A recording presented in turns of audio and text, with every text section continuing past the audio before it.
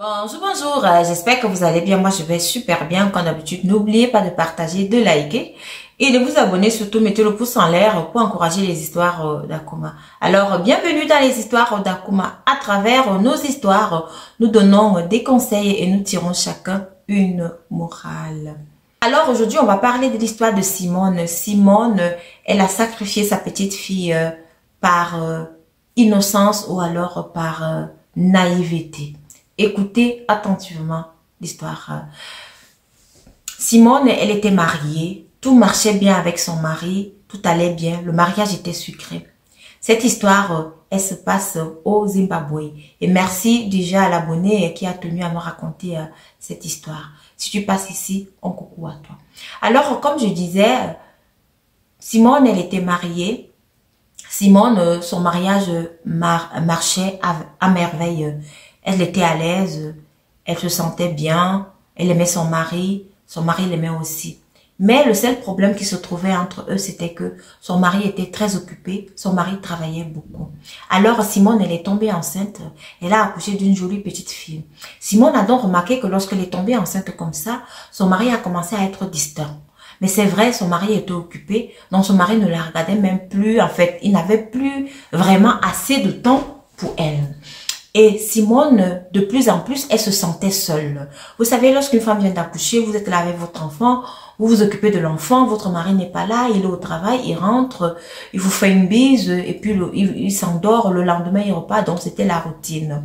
Alors l'enfant a eu 5 ans. Simone était déjà habituée avec cette routine-là, mais Simone, elle avait envie de son mari. Le mari de Simone manquait à Simone. Mais Simone, tout le temps, elle parlait de ça à son mari, que mais voilà, tu n'es pas là, moi je me sens seule et tout, tu me manques. Son mari lui dit que bon, oui, on va arranger, ça va s'arranger et tout et tout. Alors un beau jour, Simone, elle est sortie. C'est dans ses balades donc avec sa fille qu'elle a rencontré un monsieur. Donc elle a rencontré le monsieur l'a salué. Elle aussi, elle a salué le monsieur. C'est ainsi que Simone a commencé le contact, la relation avec ce monsieur. Elle s'est mise en relation avec ce monsieur. Lorsqu'elle a rencontré ce monsieur ce jour-là, ils se sont échangés de numéros. Simone, elle est rentrée chez elle. Mais le monsieur, le monsieur a commencé à écrire à Simone. Tout le temps, il envoyait des petits messages doux, des petits messages amoureux. Simone, elle était déjà tombée. Simone, l'amour qu'elle avait pour son mari, elle ne l'avait plus. Cet amour-là, Simone a commencé à le mettre sur cet inconnu-là qu'elle avait rencontré. Alors le monsieur tout le temps il écrivait et c'est ainsi que Simone a commencé à rencontrer ce monsieur-là hors de sa maison parce que Simone, elle était mariée donc elle ne pouvait pas amener le monsieur chez elle. C'est ainsi qu'elle sortait, ils allaient dans les restaurants, ils allaient dans des parcs, ils allaient dans des supermarchés et tout et tout. Parfois même Simone, elle allait dans la maison du monsieur, elle passait du temps et parfois même aussi Simone amenait l'enfant tout le temps chez le monsieur, elle passait du temps avec le monsieur aussi passait du temps avec sa fille et tout le temps le monsieur lui disait que non mais tu sais tu as une jolie fille, vraiment elle est belle, vous êtes alors là comme ma famille et puis aussi elle est là comme ma fille et tout et tout. Donc tout le temps c'était pareil. Simone, vraiment, elle était déjà amoureuse du monsieur et elle était déjà vraiment collé au monsieur. C'est ainsi qu'un beau jour alors, le mari de Simone rentre. Simone dit à son mari que tu sais quoi mon chéri, je veux demander le divorce, je veux qu'on divorce parce que tu n'es pas là. Moi j'ai besoin de quelqu'un, tu n'es pas là.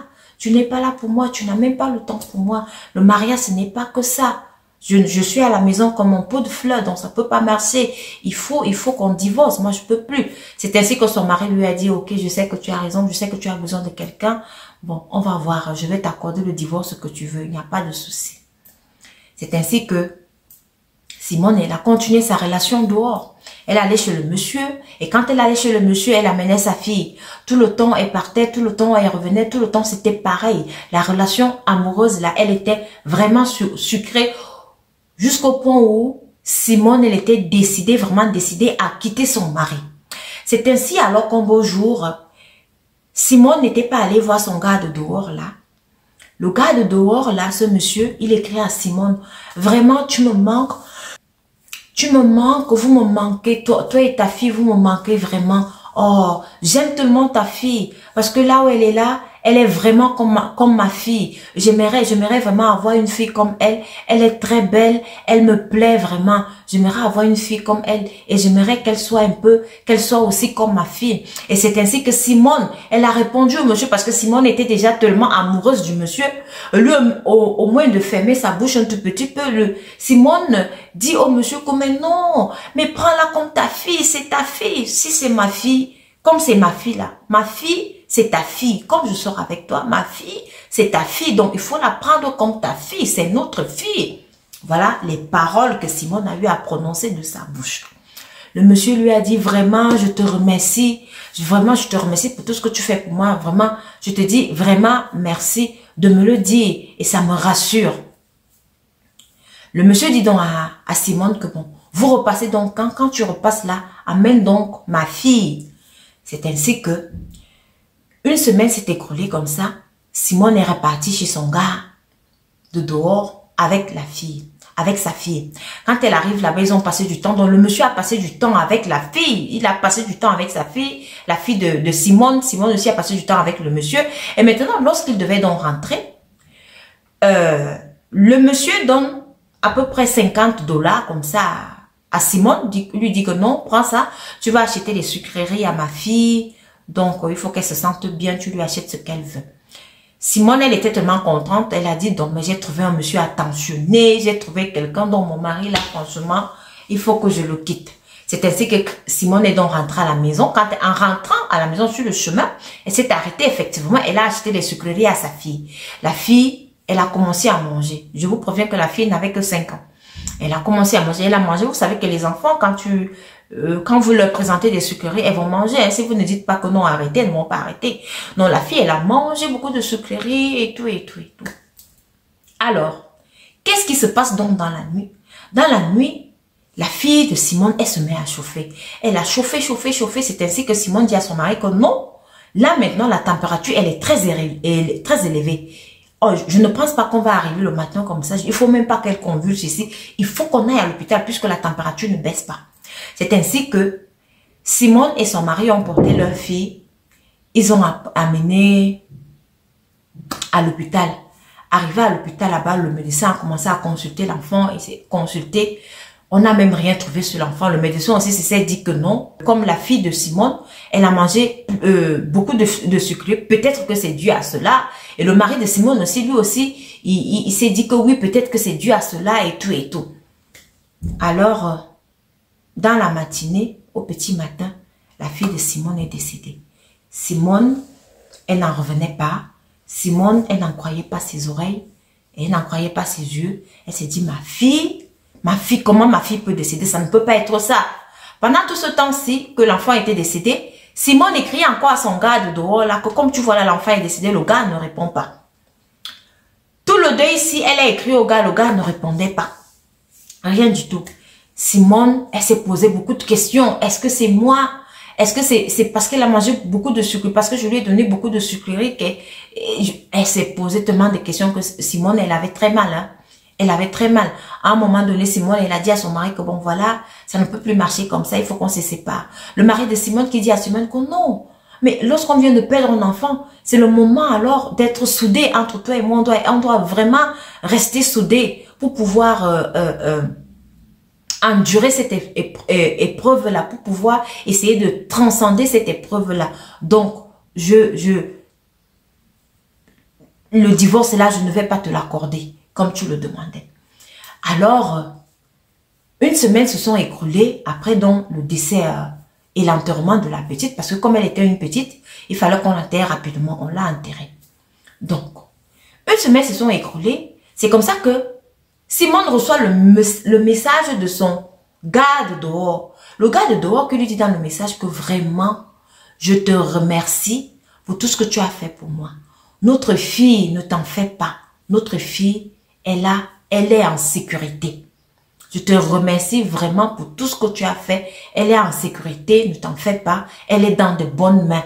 Elle va bien. Merci vraiment pour tout ce que tu as fait pour moi. Merci pour ce grand sacrifice que tu as eu à faire pour moi. C'est alors que Simone, elle a laissé tomber son téléphone parce que à travers ce message, Simone, elle a compris qu'elle a sacrifié sa fille par innocence. Par naïveté, elle ne connaissait pas. Simone s'est mise à pleurer, Simone n'en pouvait plus. Alors, pendant les nuits que Simone passait, elle voyait sa fille qui venait lui dire, maman, pourquoi tu m'as fait ça? Maman, pourquoi tu m'as fait ça? Des autres nuits, elle voyait sa fille, comment elle était sale. Elle était mal en point, elle était mal entretenue. Elle venait pleurer. Elle dit à sa maman que, maman, pourquoi tu m'as fait ça? Maman, pourquoi tu m'as fait ça? C'est alors que Simone s'est rendu compte que non. Le monsieur qu'elle avait rencontré dehors là, c'était un homme mystique. Lui, il s'est approché de Simone parce que Simone avait un enfant et lui, il ne cherchait que les enfants de cet âge-là. Et parce que Simone, elle avait ouvert sa bouche, elle a dit, c'est mon enfant, je l'ai accouché. Donc, comme tu sors avec moi, prends-la aussi comme ta fille. C'est ta fille. Elle a parlé. Donc, pendant qu'elle a donc parlé comme ça, elle a donné l'enfant à ce monsieur.